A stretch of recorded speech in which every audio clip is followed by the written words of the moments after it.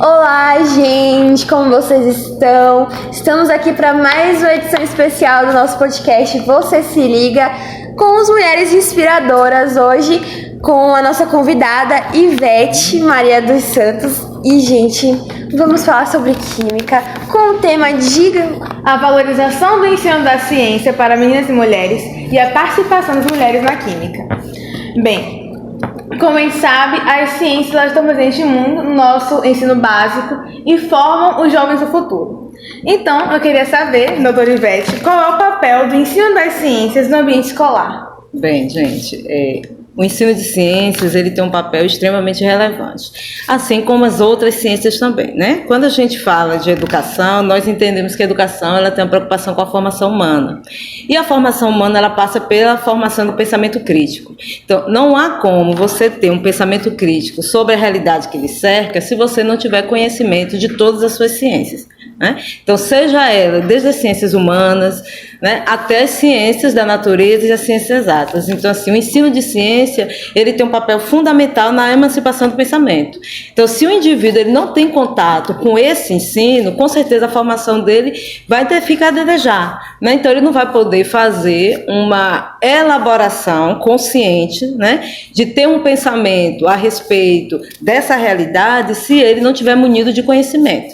Então, o ensino de ciência ele contribui nessa formação do pensamento crítico. Então, não dá para imaginar uma escola onde não se perceba a importância do ensino de ciência na formação do sujeito.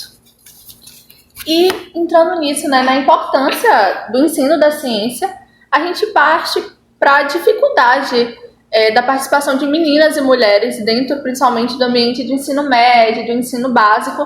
A gente encontra essa dificuldade de meninas participando do fazer ciência. Como que a senhora encara isso, as dificuldades que passamos? É preocupante, entretanto, é preciso que a gente analise historicamente, né? Nós temos aí dois componentes importantes. Primeiro é a valorização da ciência no país. Então, assim, nós temos um país que não valoriza a ciência da forma que deveria. Então, assim, em relação aos investimentos na área de ciência, deixa a desejar. Portanto, se você não tem investimento, os professores e as escolas, elas terão dificuldade de desenvolver esse ensino de ciência, porque para você desenvolver o ensino de ciência, por exemplo, química, você precisa de uma estrutura, e essa estrutura requer dinheiro. Então, se você não tem essa estrutura, basicamente você vai ter dificuldade de mostrar exatamente o que é um conhecimento químico, um conhecimento da física, um conhecimento da biologia. Então, a falta de investimento é algo que acaba prejudicando o interesse do jovem pelas áreas de ciência. Dentro dessa realidade também a gente aponta outra vertente, que é a questão da participação da mulher. Então a gente não pode falar dessa participação da mulher na área de ensino se a gente não considerar uma vertente histórica da participação da mulher na sociedade e na escola. Então essa entrada da mulher na escola, a dificuldade de perceber que a mulher também é capaz de produzir ciência, né? Então assim, a própria história da ciência ela aponta a isso, que a mulher teve um papel secundário em relação a isso. Então, assim, se você não percebe que a ciência ela pode ser feita por homens e mulheres, por meninas, né, porque esse desejo ele precisa ser fomentado desde sempre, desde cedo, né, desde quando ele entra dentro da escola. Por exemplo, a gente tem experiências com crianças de 5, 6 anos na área de ensino de ciência, que é possível você começar a desenvolver a estrutura do pensamento científico nesse sujeito.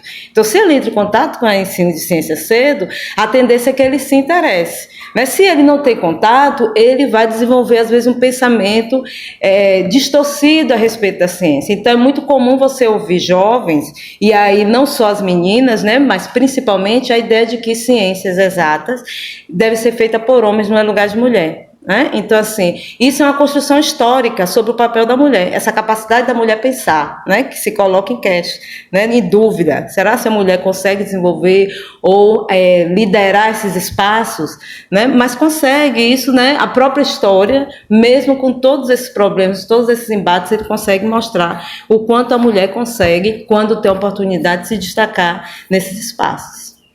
Entra também na nossa pergunta sobre como é o incentivo à mulher na área das ciências exatas. Porque a gente sabe que normalmente quando você está ali na parte do infantil, não é tão mostrado a parte das exatas para as meninas, ainda mais em escolas públicas. Então a gente gostaria de saber essa parte. Tá. No cenário da escola pública é que a gente ainda percebe, né? Nós temos um problema com alguns profissionais dentro da escola, no sentido da formação mesmo. Então, assim, nas áreas de exatas, né, a gente viveu um longo tempo, né, e ainda se encontra em escolas, principalmente nos locais mais distantes desse país, pessoas ministrando aula de química, de física, de matemática, de biologia, sem ter uma formação. Isso é preocupante, porque a formação, ela lhe dá tanto o aparato do ponto de vista do conhecimento da ciência, como as questões metodológicas também, né? Então, assim, as pessoas não têm clareza do que a ciência exatamente faz. Então, isso já é um ponto que acaba desmotivando o interesse das pessoas por ciência, né? Sem contar que dentro desse universo a gente vê claramente, né, um número muito grande de meninos sendo incentivados, né, a adentrarem no campo das ciências exatas. E as meninas para trabalhar em outras áreas, né, que é tida como menino, ou seja, existe ciências para meninas e ciência para meninos, que é algo que a gente, ao longo do tempo, precisa desmistificar, que ainda avançamos, mas que ainda carece de muito, né, investimento. Né? Então, por exemplo, agora a gente percebe que até a própria ONU, né, ela vem com um movimento aí no sentido de incentivar a participação das meninas e mulheres na ciência. Só que não é só campanha, é investimento mesmo financeiro. A gente precisa ter editais voltados, a gente precisa ter campanhas não só no ensino superior, mas na educação básica de forma geral, motivando essas meninas a participarem e mostrar o potencial, né, delas, trabalhando na área de ciência. Então, há uma necessidade de investimento, porque se você consegue ver esse sujeito lá, essa menina, você vai perceber também, aquela que está do outro lado, que é possível ela chegar lá. Né? Se ela não consegue ver isso, ela também começa a criar, né, uma certa aversão ou duvidar da própria capacidade, que na verdade não existe diferença em relação à capacidade, tanto de homem como mulher. Bem, diante desses obstáculos, eu queria saber qual que é a importância do incentivo familiar para essa questão de mulheres na ciência. Tá. A família, ela é extremamente importante. E aí, quando eu falo família, eu quero deixar claro que são as diferentes configurações familiares, né?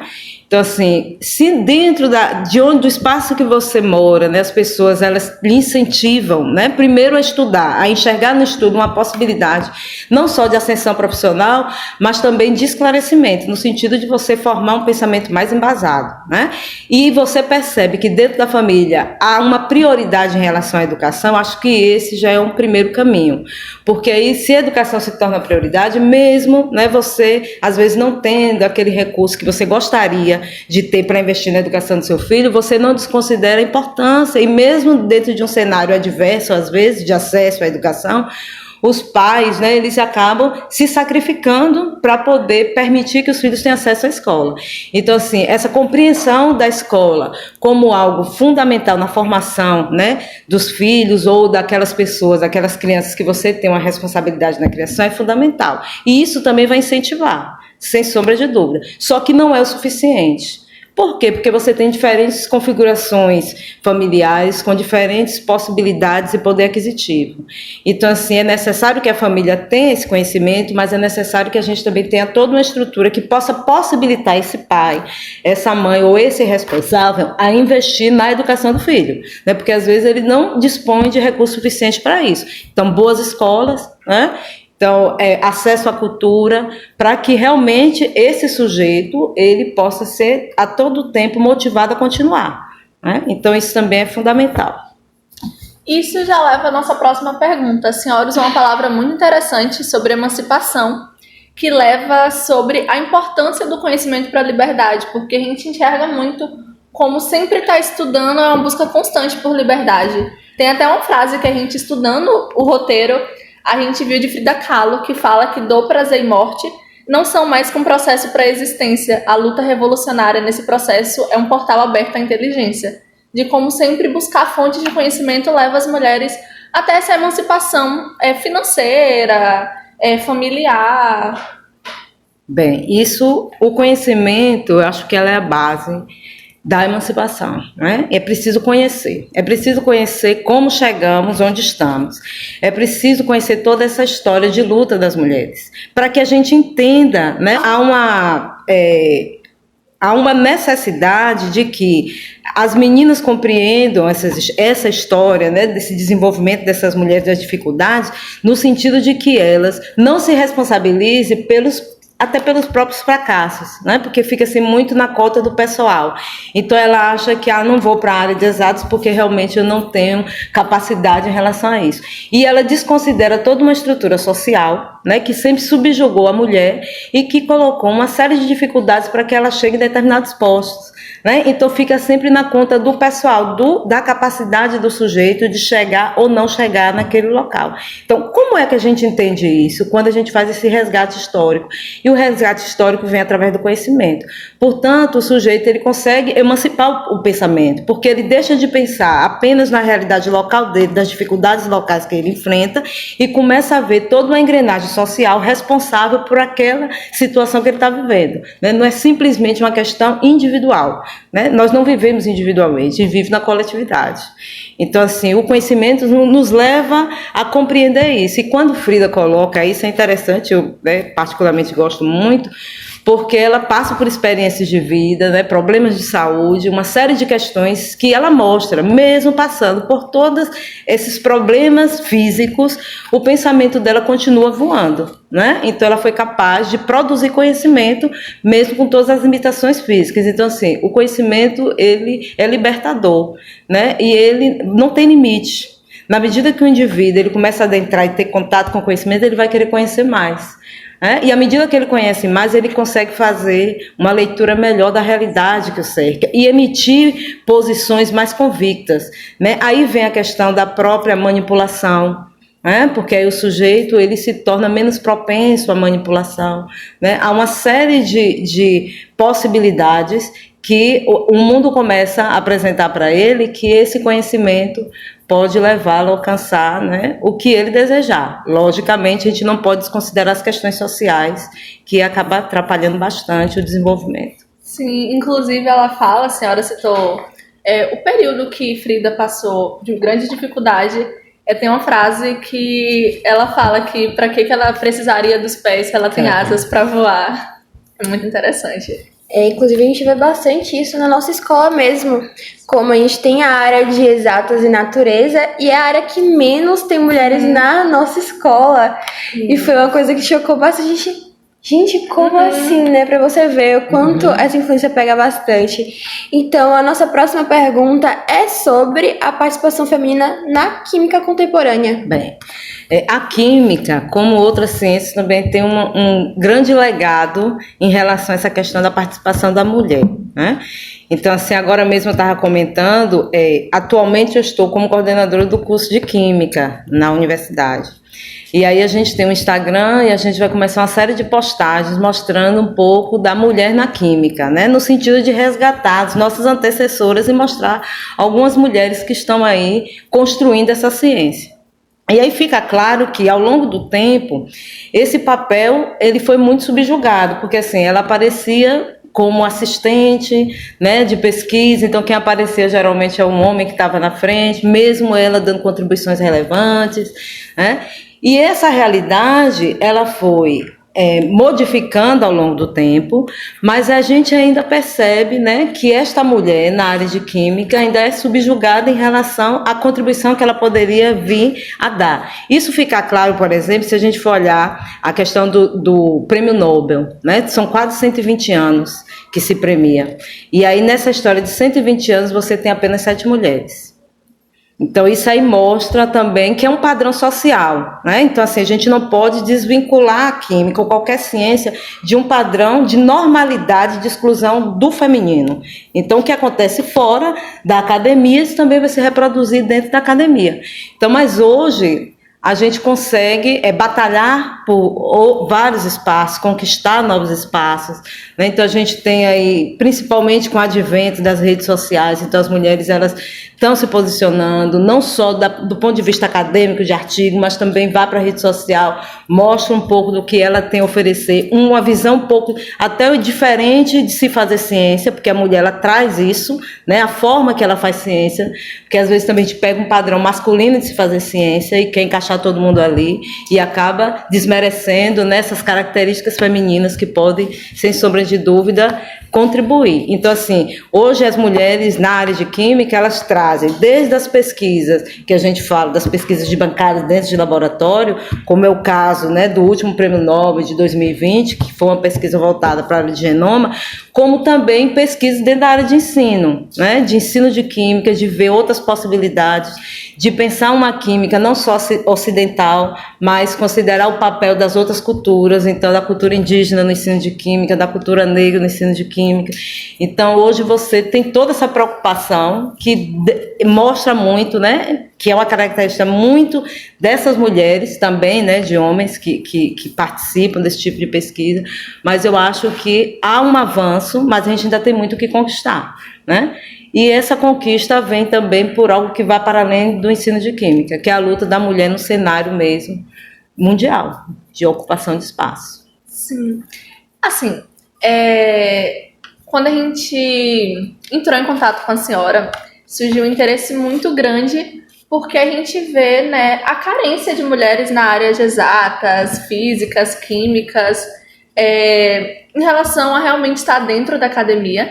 A senhora poderia discorrer um pouquinho pra gente sobre até mesmo o currículo da senhora, porque é realmente muito encantador, é doutora em ensino de ciências, que é realmente a matéria, né, exatas, a gente vê como um bicho de 7 cabeças, e encontrar mulheres que estão dentro da academia ativamente participando, então nos encantou. Como fala o bloco aqui do podcast, a senhora é uma mulher inspiradora, e como foi para a senhora entrar dentro da química, que é assim, uma área muito masculina, a senhora se sentiu encaixada logo no início, como que foi todo esse processo? Tá.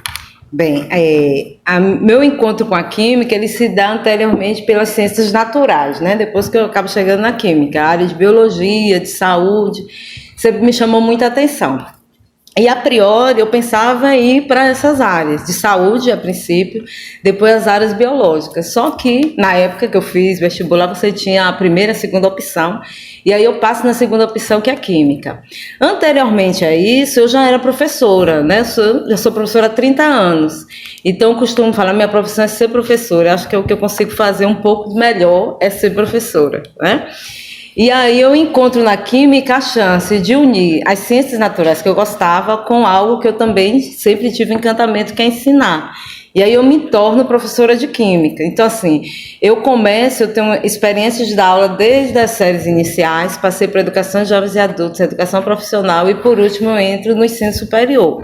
Então, assim, eu já sou professora quando eu chego no ensino superior, né? Eu não me torno professora lá, eu já era professora. E esse é outro universo, sem sombra de dúvida. E também as dificuldades que eu enfrentava lá fora, no sentido dessa tomada de consciência da mulher dentro da exata, né, que nem sempre é dito, né? Às vezes as pessoas não dizem o que pensam a respeito de uma mulher que trabalha com a área de exatas em relação à sua capacidade. Mas você consegue perceber que o próprio entorno, né, às vezes você percebe algumas animosidades no sentido de oportunidades, né? Às vezes você percebe que as oportunidades elas acabam, né? Até por questões mesmo da organização social, privilegiando mais o masculino do que o feminino, embora isso não é dito, né? Então você utiliza de outros argumentos para poder tornar isso normal. Mas assim, a minha entrada dentro da universidade enquanto professora foi uma entrada tranquila, porque eu já estava na universidade, na verdade, né? Eu estudei na UESC e eu fui servidora técnica da UESC. Então, já conhecia a instituição, então acho que para mim foi tranquilo nesse sentido, porque não era um local desconhecido. E aí eu adentro na área de química e trabalho em curso basicamente de licenciatura, né? Então eu trabalho formando professores de química, né? Trabalho preocupada em como ensinar química para alunos de ensino fundamental e médio, para ensinar química para adultos, ensinar química para pessoas com deficiência. Então esse é o meu objetivo. Então desenvolvo pesquisa dentro dessa área, pensar metodologias, pensar o conhecimento químico para além das bancadas de laboratório, né? Mais um conhecimento social que se dá na troca com o outro, né? E que nos ajuda tanto do ponto de vista da emancipação do conhecimento, mas também dentro de uma melhoria de sociedade. Então, assim, para mim é gratificante. Eu acho que o meu ambiente de trabalho é um ambiente saudável, né? Com todos esses problemas sociais que a gente enfrenta, mas que eu acho que eu posso somar dentro dele, né? Posso contribuir e vou aprender com certeza a cada dia. Então, nós gostaríamos de agradecer a você, professora e doutora Ivete Maria, pela apresentação aqui, para estar com a gente nessa conversa. A gente sabe que agrega bastante para nós mesmos, para fazer esse tipo de conteúdo, de trazer mais. É um incentivo muito grande, então gostaríamos de agradecer a você. E é isso, gente. Esse foi mais um podcast Você Se Liga, de mulheres inspiradoras com mulheres inspiradoras. Então, até o próximo. Tchau, tchau. Na sua casa. E tem você e seu irmão. Quem é que vai cuidar? A mulher, porque socialmente esse papel é feminino. E quem disse isso que é feminino? Onde é que está escrito que é feminino? Colocou a mulher como, né? Como que ela tem que ser quem tem que resolver tudo. Exatamente. Né? O homem ele tá ali só para trabalhar e levar dinheiro para casa. E a mulher tem que resolver todas as questões de filho, educação. Se ela trabalhar fora, ela tem que chegar, ela tem que manter, ela tem que dar conta. Exatamente. Isso já precisa